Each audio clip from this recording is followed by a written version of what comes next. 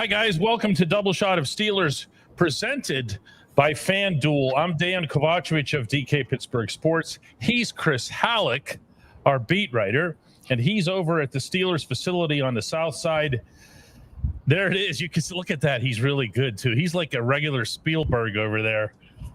It's funny. I have been over to this facility, I don't know how many times, and I've never noticed these little red picnic tables over here in this corner of the parking lot that make a perfect backdrop for a podcast like this. I don't understand what's wrong with me. Actually, I know where you're talking about. Over by that garage entrance, right? Like to the indoor facility. Yeah. Yeah. Now, I will say, when a train comes by, I think everybody's going to be able to hear it like it's in their living room. So I'll just have to mute my mic, but because the train tracks are right here. But that's all right.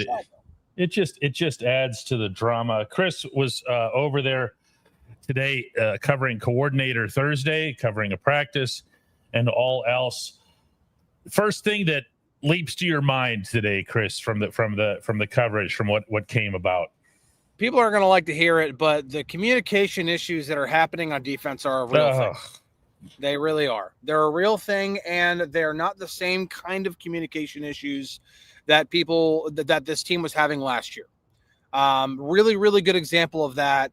Juan Thornhill talked about it actually yesterday, and I'm kind of glad that I held on to that stuff. Yeah, the high crosses. I'm kind of glad I held on to the stuff until after Terrell Austin talked, because Terrell Austin, well, he was pretty animated about that one particular play, and we'll get to that clip here in a minute. But yeah, listen, like the players here and TA himself, they feel that these communication issues are more about the way TA put it today was, at one point in the second half of the game, our entire secondary is made up of players who weren't here last year. And that is a real thing. It takes time for these guys to get some chemistry, get their communication, in sync with each other. And it's not trying to make excuses. It's a real life hurdle for a football team, especially when you're at home, because the crowd's going crazy when you're on defense. I get it. And this happens in all sports. And you're right. Nobody's going to want to hear it. And I'm already seeing the excuses, and that's fine. And our chat is loaded up with excuses. I don't care. And that's fine. That's fine. Yeah. Everybody's entitled to their opinion. To be honest with you, I'm not 100% sure that they're wrong. When you see this team that you're facing line up and throw the exact same play at you, and that's what that was. The same play that Garrett Wilson caught was the same one that was it Jackson Smith-Njigba caught. Identical plays, capitalizing on an identical formation where there's no motion, there's no disguising, there's no anything. There's just 11 guys planted into the grass, or in this case, the turf. That to me isn't, gee whiz, none of these guys were here last year. If you have to simplify the defense to have it become more communicable, do that. Or make sure that you'd already done that in spring training. But you don't come out in mid-September and say, man, we're really having a tough time communicating. That means you either screwed up 2 months ago or you're screwing up now. So I hear what they're saying. I'm sure it's frustrating for them, and everything would be a lot easier for them if they're out there, if the players are out there just magically doing everything that you want them to do. But that's not life, is it? No, a couple of things. We had a comment that was on the screen just now from Evan, who said, it's something like, if that's the problem, then just line up man on man. You stick to the man in front of you. The problem is that that's exactly what the Steelers did on a lot of those third downs, and they were getting beat doing that. They got beat. They got torched. So you can't do this. You literally do that. They got beat over and over and over again, and that is with really, really good man. That's why the NFL is too good to just play man coverage all the time. You have to have more complex stuff. And the play that they got beat on like you said, the one that Garrett Wilson caught and then Torrey Horton caught in the Seahawks game, they saw the issue that they had when Garrett Wilson caught the touchdown. They chose a play to correct that, practiced it, and then still failed at it in the game. Now, is that on coaching or is that on the players for not talking? Because it's on, and even Thornhill himself said, that's my call. It's my call to see, hey, this play is probably coming. I'm checking to this. And if that happens, he has to make sure that he didn't name because players usually don't throw each other under the bus. But he, said that I need to make sure that Darius Slay is, he gets my communication. And Benjamin here says Slay got burned. No, he didn't get burned. He chose the wrong path because he didn't know that Thornhill had changed or had checked to a certain type of look. And so he continued to chase the receiver while he was supposed to just pass him off to Thornhill, while the guy who came running across, who was Horton, he was supposed to stay on that guy. So Ramsey ended up looking like the guy that couldn't cover the guy, because Slay ran when he wasn't supposed, or chased the guy when he wasn't supposed to, but he didn't know it wasn't communicated. So this was a literal issue that they tried to work out in practice, and that's why TA was so heated about it. And TA's not a guy who gets heated, and even whenever that was pretty striking stuff. Is that the video clip that you have? It is. I do think we have an edited version of it. Okay. That's supposed to be here. Here it is, Chris. Not do that shit. That was just bad, and that can happen because it wasn't something that was unaddressed during the course of the week. So we have to. Those are things that I think sometimes as a coach it gets you a little bit off kilter. Is when there's things that known things that happen that you work on and then they still occur in the game. Because we all know in this league, if you show a weakness in something, it's going to continue to show up and keep coming at you. And we've opened the door to have those things happen, come at us every week now. And so that's why I get a little bit, pissed off and those things. And we have to be better than that. Because I think our guys are better than that. And if I thought that they couldn't do it, then we got the wrong guys in there. But I think our guys can do it. We just got to get it done. Now that's 3 potential bleeps in the same quote from a guy who's not used to that. That's a guy who must have just been set ablaze up in the booth when he saw it. Must have been. We can't see. We used to be able to, by the way. That was glass over to our left, and we could see everything over there. And then they smartly put up a wall. So all of that stuff's off limits to us forever and ever and ever. But this has to get fixed, and it has to get fixed in a raging hurry. And it has to get fixed in a way, Chris, so that it's excuse proof, meaning I don't want to hear that, that some guys came along late. Some guys weren't here last year. Some guys weren't the starters and everything. Because here again, you're the ones who set up this defense. You, the coaches, as the 3 coverage people, and we're just going to line up and go at them, and that's who we are. And the other team is going, okay, watch this. That play that the Jets ran? Here it comes, everybody. And they do it again. It has to improve. It has to improve. And you could hear the exasperation in TA's voice because TA thought he had it figured out. Yeah, and so here's the thing. Josh McDaniel's a pretty smart offensive mind. He's a pretty good offensive coordinator. He's going to see this, and the thing is, he can go one of 2 ways, because the actual call, and Ryan Clark actually diagnosed this on social media because he's played under Tomlin before and actually said that this is what's called a zombie look, and and he said that used to be of the Dick LeBeau 3 high defenses that they used to run. So here's the thing. Josh McDaniel is going to see that, and he's going to be like, all right, I might run this once to see if they get it figured out. But see, here's the other thing. There are concepts to attack exactly what's called that particular zombie look. And so he could even try to make TA think like, hey, I'm going to try to test you with the crossers, or he's going to call one of these plays that, and I'm not going to say which one, even though Josh McDaniel would hear this and be like, yeah, I already know, but I'm still not going to say just because. But there are specific concepts that can attack that exact look that also can hurt defenses deep downfield. Now, those kind of plays do take a little bit longer to develop, which probably means the pass rush needs to get home a little bit more often. But if the secondary can, and this is where Juan Thornhill was kind of, I felt like he was kind of the peacemaker in all this. Whenever he was talking, he was like, listen, everybody wants us to be great right away. And I've been part of a defense that was awful in the first half of the season. And then we got everything figured out, and we were one of the best, if not the best defense in the league for the second half of the season, and we went on to win the Super Bowl, which that was the 2019 Chiefs. Now, the Steelers don't have Patrick Mahomes in tow and don't have a prime Travis Kelce in tow, so I'm not saying that this team is going to figure everything out, become the best defense in the second half of the season, and go on to win the Super Bowl.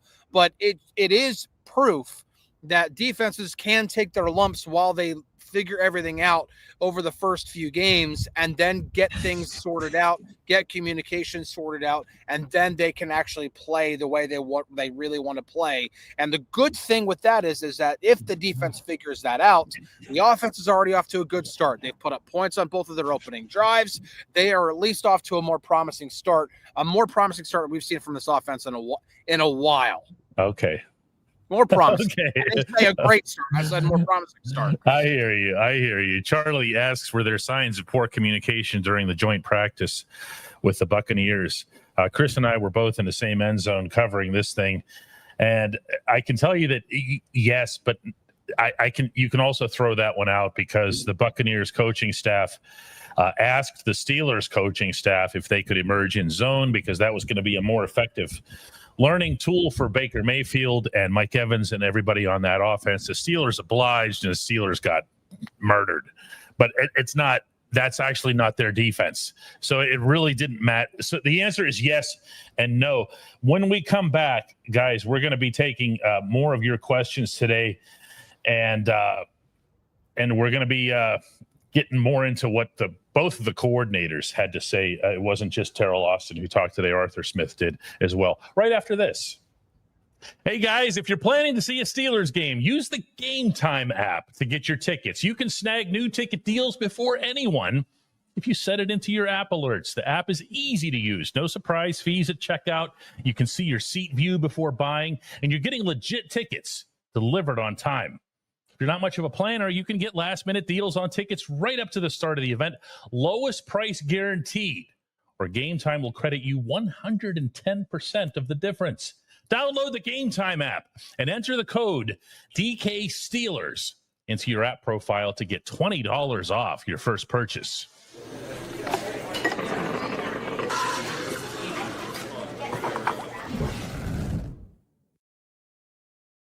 Welcome back, guys. Football season is finally here. It's time to check out the latest odds, futures, and win totals on the FanDuel Sportsbook. What's the line now, Chris? I think it's still 1.5. That's what Steelers I thought. 1.5. Yeah, I don't think it's changed. Man, there's something about that surprises me, but maybe not. Just because they just look at Aaron Rodgers versus Drake Moy and they set the line. You know what I mean?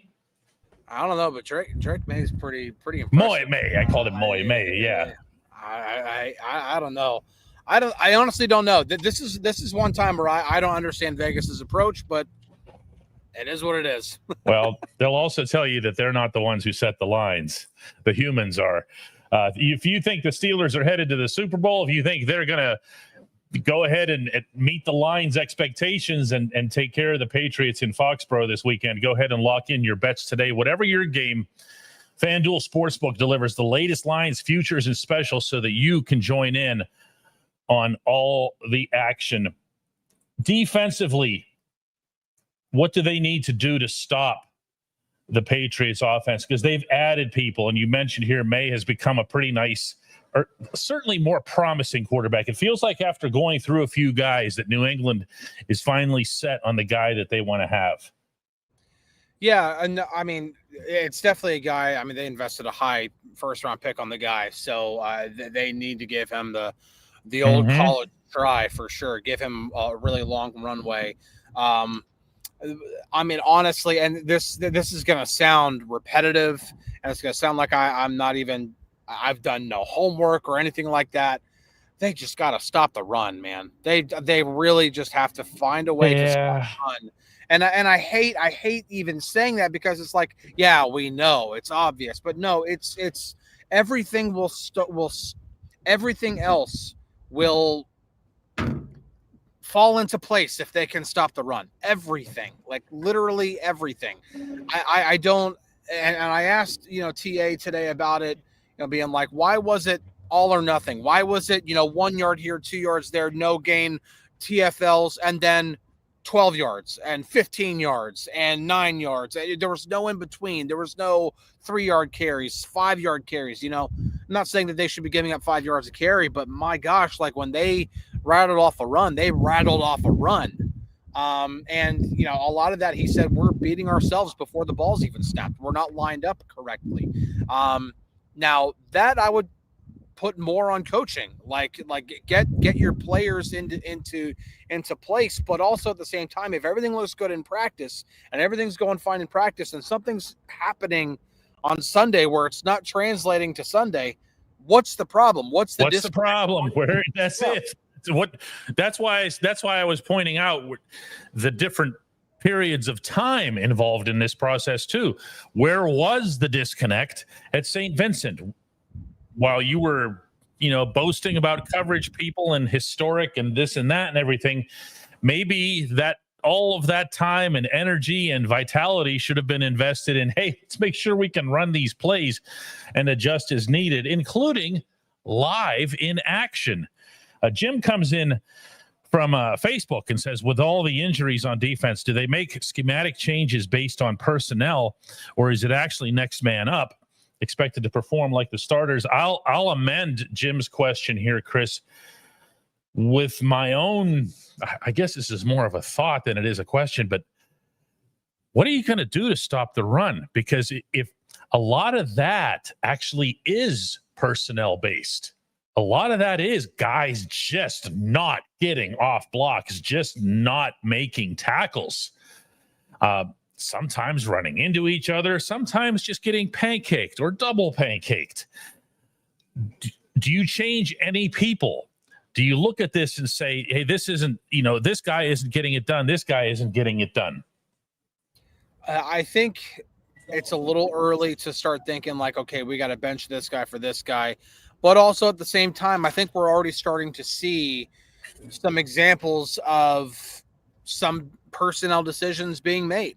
Today, Terrell Austin was asked if Cole Holcomb will get more snaps, and he said pretty much yes. Like he's going to continue to get a larger role in the defense the more he plays, and especially if the more he plays, he's also playing well. And he did see a significant uptick in his snap count last week. And TA said, as the season goes, I would expect that to only grow. And that is a big guy to get. Now, obviously, they also signed Juwan Bentley, a run stopping downhill thumper type linebacker. Now, my initial reaction to that was, okay, if you felt like you had to get that kind of a linebacker, why did you let a Landon Roberts go? But for $3 million. Yeah, but while you're still sitting on 16 in surplus, but I digress. Yeah, but we are now past that, so I don't know if that's an admission of wrongdoing or what, but obviously they're not happy with the run defense over the first 2 weeks, and I do think they are. I think personnel is playing a bit of a role into how they are trying to solve it, but I do think that there is some truth, at least on their side of things, to what TA said today whenever I asked him about why the all or nothing.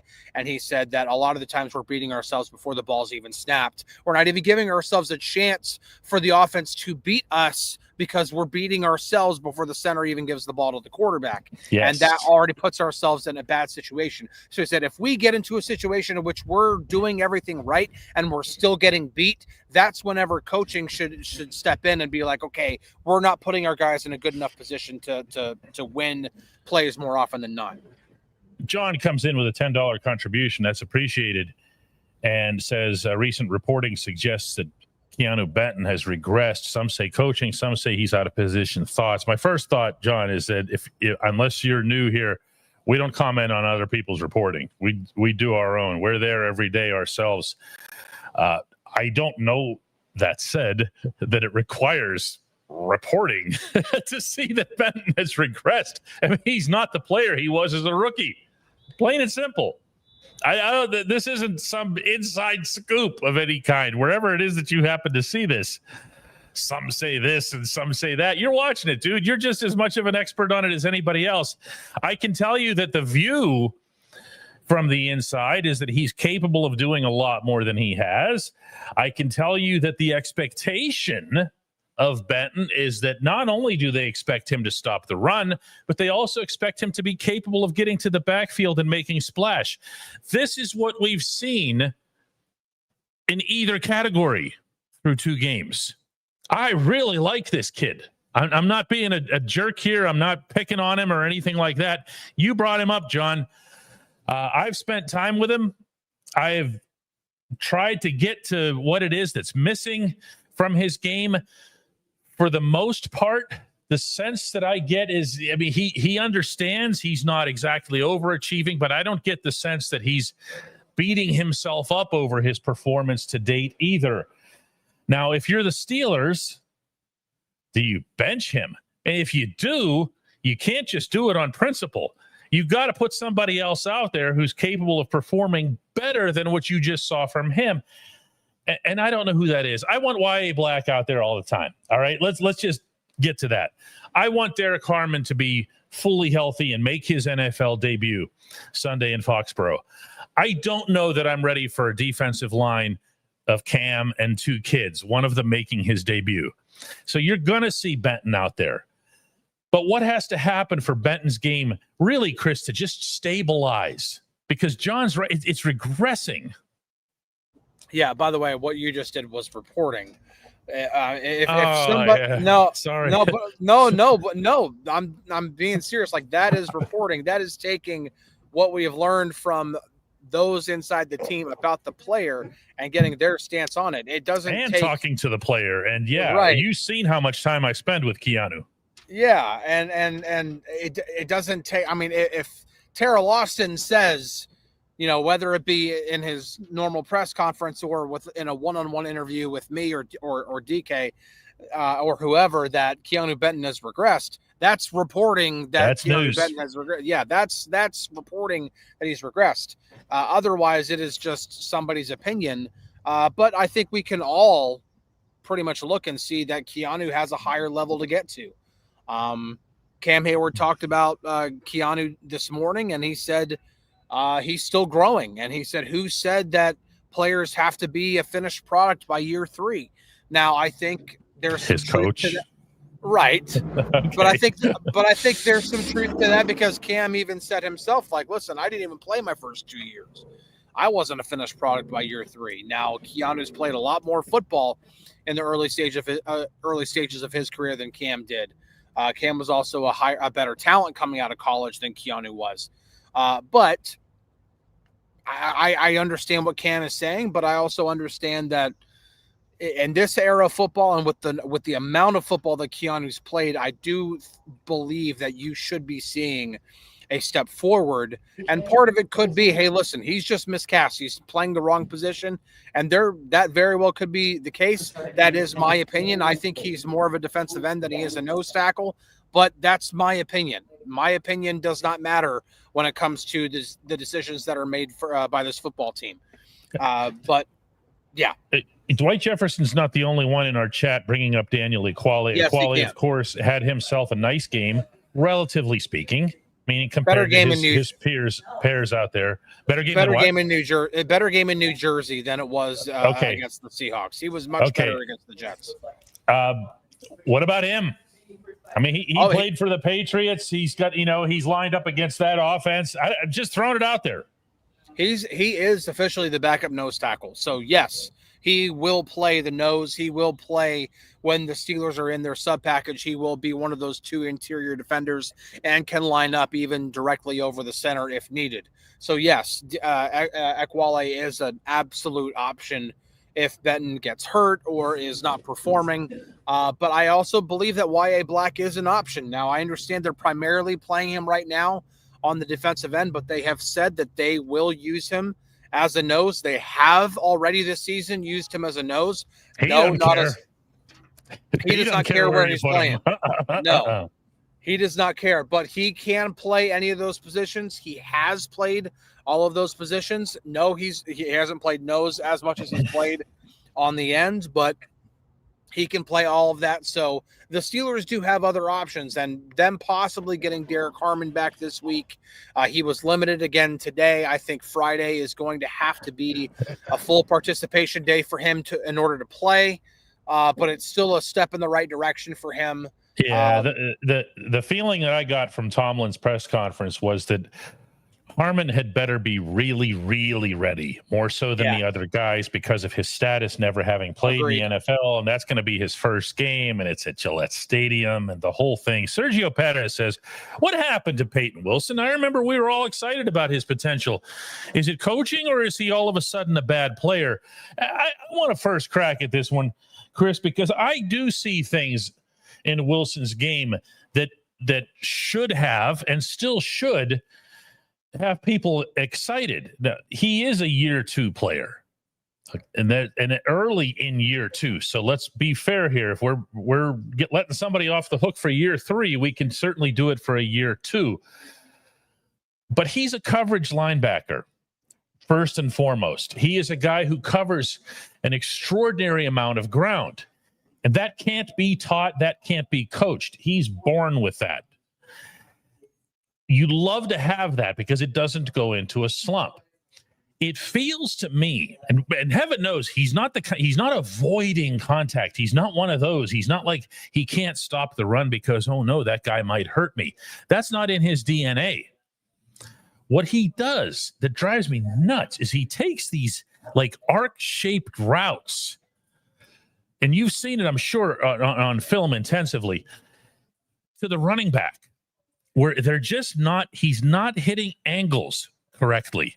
And as a result, he ends up coming in behind the running back. I would love to see hard data on the percentage of his tackles that are wrap him up from behind or corral him by the legs, and then he goes down on his face.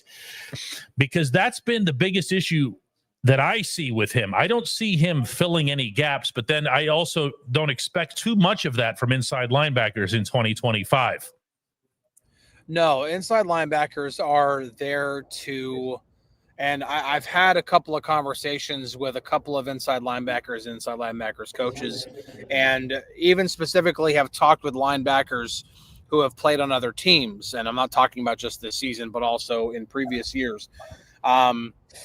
There are specific defenses, and they are, I don't want to name teams because I don't want to give any, hints of conversations away, but there are teams who do ask their linebackers to almost never go fill gaps. Like, I'm not saying I should say fill gaps, go attack gaps. They're more there to run side to side, and then whenever a gap is there and they see the running back is trying to hit that gap, that's when they attack the gap. And if the defensive front is doing their job, they are able to play clean and get to that backer and limit any kind of actual gain, or if there is a gain, it's a very, very minimal one. It's not so much of, hey, get 6 guys up on the line and rush all of them right away. It's just not the way that defenses are playing nowadays. Linebackers very, very much. Ryan Shazier was one of the first guys to do it because he could, in terms of being a guy who would literally be 5 yards behind the line of scrimmage, and he would just run side to side. And then as soon as a running back would try to hit a gap, he would shoot that gap and hit that runner. That's pretty much the way linebackers play nowadays. So having speed there with Payton Wilson, with Patrick Queen, having these type of fast guys who can also hit. Now, Queen's better hitter and tackler than Payton Wilson is, but I mean, that's the way linebackers are supposed to play, but we're going to flip to the offensive side here so that it doesn't feel neglected. Arthur Smith also had his weekly session with reporters. Anything jump from that one at you, Chris? Was there anything that Art said where you go, ooh, geez, wasn't expecting that? The best, I'm sorry, it's totally almost not football related, but the best part of it was Art, was asked about the 2-point conversion play. There was just a throw to Darnell. And he said, Darnell. Hey, when you have Darnell, you throw it to Shaq in the post. And that's what that looked like, though. It really is. But the thing that made that even better was our good friend Jim Wexel asked the question of, did you intentionally have Shaq being covered by Kobe Bryant? And literally the Seahawks have a player named Kobe Bryant. Oh no. And it got Arthur Smith to laugh pretty hard behind the podium.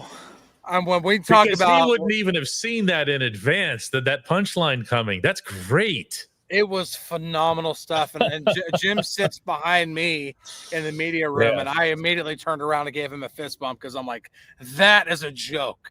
That is a freaking joke right there. That was phenomenal stuff. Boy. No, outside of that, I did ask Arthur Smith today, pretty much like as a follow-up to what Aaron Rodgers talked about, because Aaron Rodgers was asked about, all the too high looks that teams are going to give the Steelers because they don't want to be beaten deep.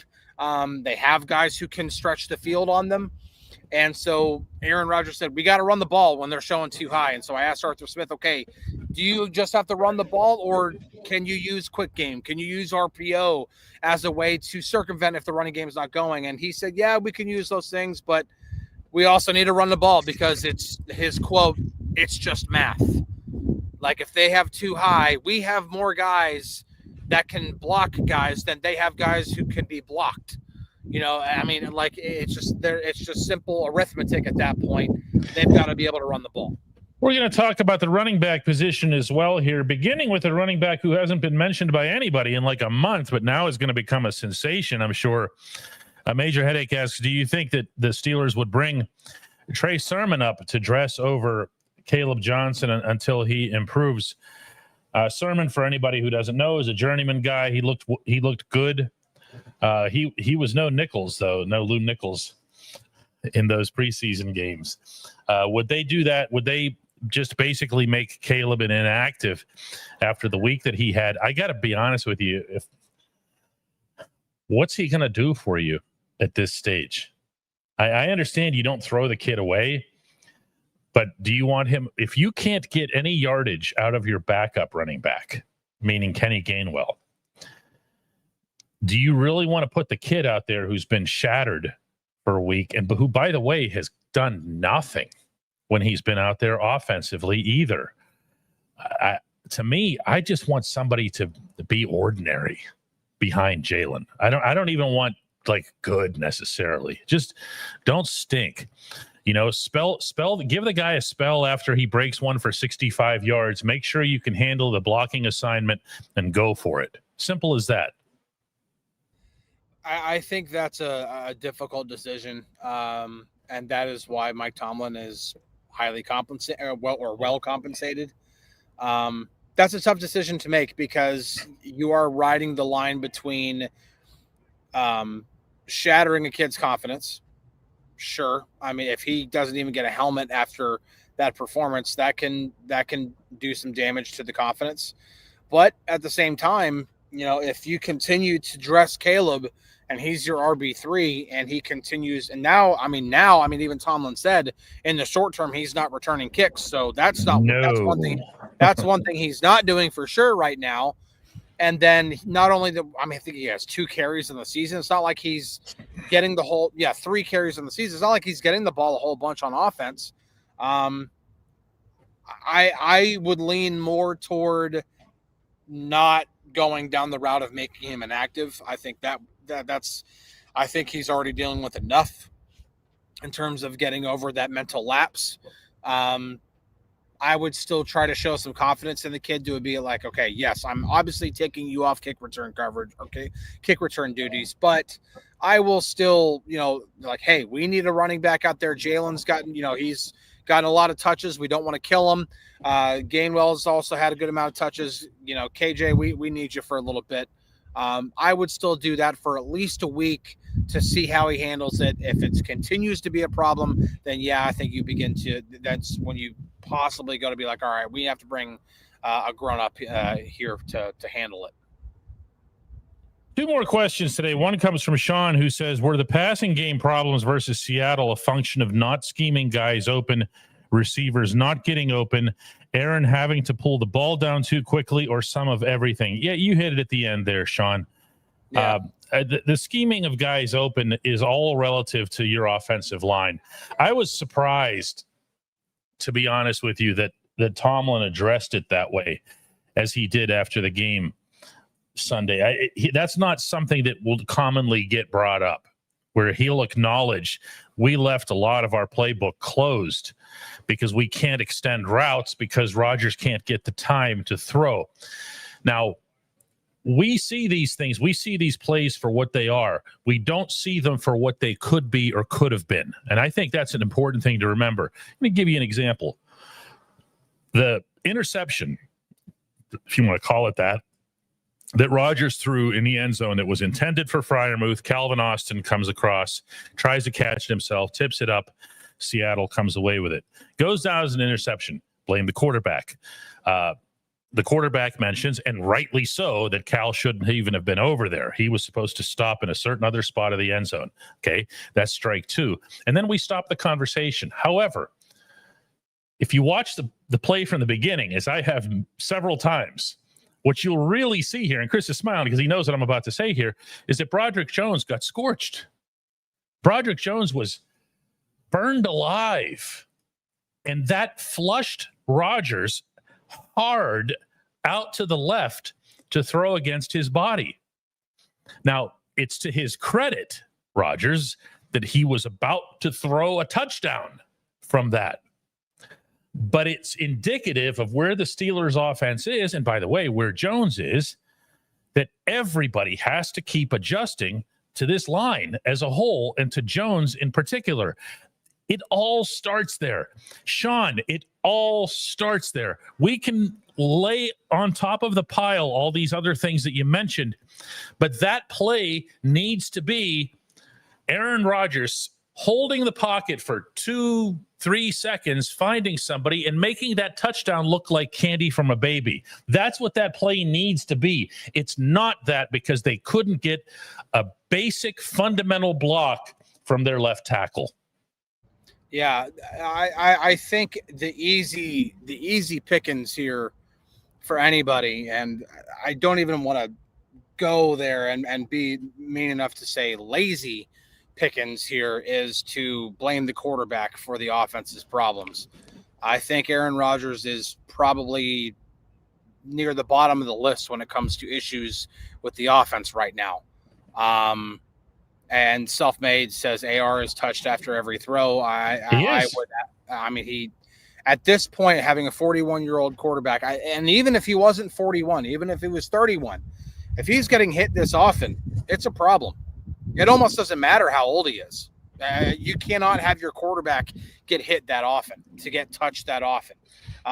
Yes, and I saw somebody say, well, what about the quick game? What about the quick release? Well, we know Rodgers has that. The problem is that if defenses are playing this stuff where they're all over that and it's not open, you're not just going to throw it just to throw it and throw interceptions. You got to have guys open. So there is a good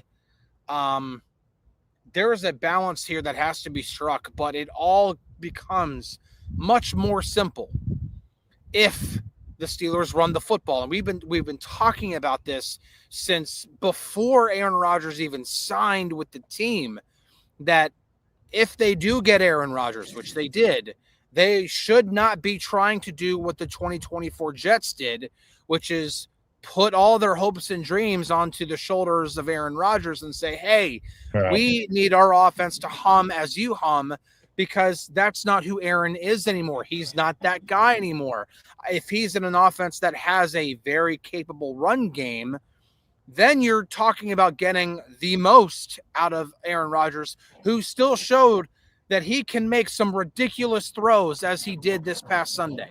Under duress, Justin Watson points out, I mean, running into throwing windows that you're not supposed to be in just compounds the offensive line's mistake. In general, you're right, Justin. You know your football. On that play, watch it again. He's got nowhere else to go. They came in on him from one side. He either stands there and gets sacked or he runs to his left. He runs to his left. Freiermuth smartly moves somewhere where he's supposed to be. And anyway, John comes in with a $5 contribution and says that this team has Renegade. What would you play during your show to get fans pumped up? Well, that's a good question. What would our version of Renegade be? I'd take Holiday in Cambodia by the Dead Kennedys, but you know, I don't know, man. I had every time I played hockey, I had my own playlist that I would listen to get myself fired up right before I would pound a Red Bull before I'd take the ice or the rink, whether it would be ice or roller. This Fire Burns by Killswitch Engage always got me going, so I'll say that one for me.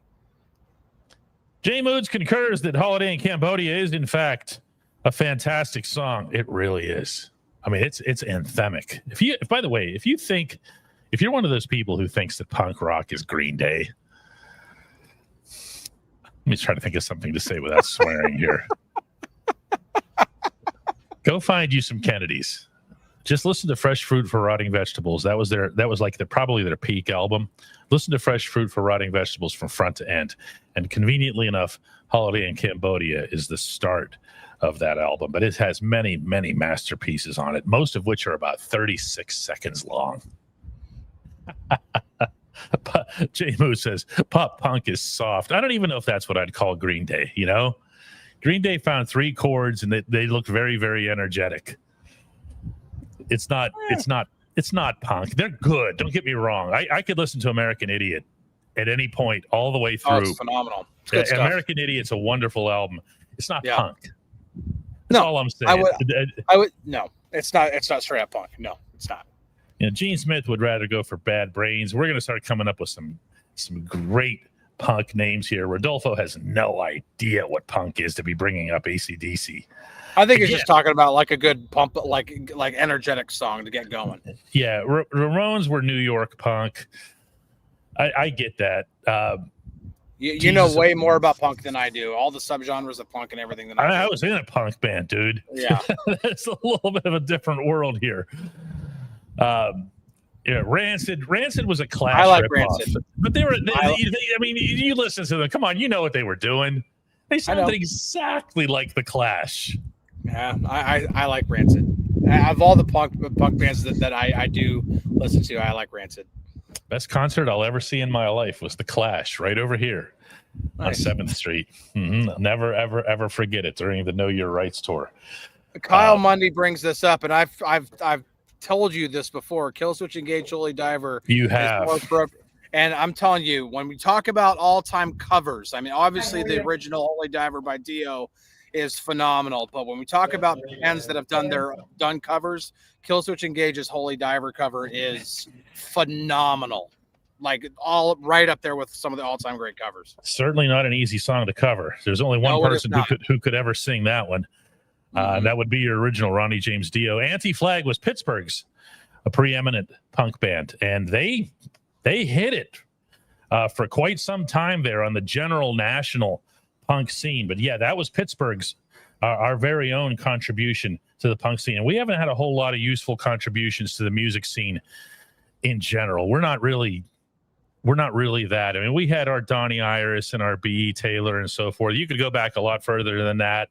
Obviously, more recently, the late Mac Miller, Christina Aguilera's from here, but we're not really the music haven or something for that sort of thing. All right, guys, listen, we're going to call it a day here because we're already getting a little bit silly. That's a good way to end the show. I feel that. John says Benton Regression is a solid band name. It's also a big reporter scoop. Ooh. Apparently. I don't actually have no idea what the initial reference even was. George Benson, the great jazz guitarist. Okay, Pump Song. If it wasn't going to be Holiday in Cambodia by the Dead Kennedys, it would definitely be not just Electric Eye by Judas Priest. It would be Electric Eye preceded by the Hellion, which is the 1-minute intro, which I can play with the guitar behind my head, as Chris has to hear on every drive. I am really proud of being able to do the Hellion and Electric Eye. I can't do the solos. I'm just talking about the rhythm parts. Yeah. No, So, anytime I get DK to play metal, I'm happy. he means just play the song in the car. He doesn't mean like me driving Oh, while I'm playing yeah. the guitar behind my head. Yeah. Guys, we appreciate you. Appreciate everybody who's with us on a regular basis. Don't forget to download the app, the DK Pittsburgh Sports app. You can do that into your Apple and Android devices for free just by going into those stores and doing a search on DK Pittsburgh Sports. That's the easy part. The easier part is to email me directly, dk@dkpittsburghsports.com, and I will hook you up with the premium level of those apps because I don't want you swimming around through the ads. I don't want you wondering why you can't comment. I don't want you wondering why you can't get some of our better content and being able to ask reporters questions directly and so forth. Do that now. dk@dkpittsburghsports.com. You don't have to tell me your life story or whatever. If you do, that's fine, but you don't feel like you're obligated to. Just say, hey, discount. One guy did this, by the way, yesterday, Chris. Just sent the thing that just said discount now. I mean, he got it. Yeah, he got it all the same. Talk to you guys later. We'll see you tomorrow.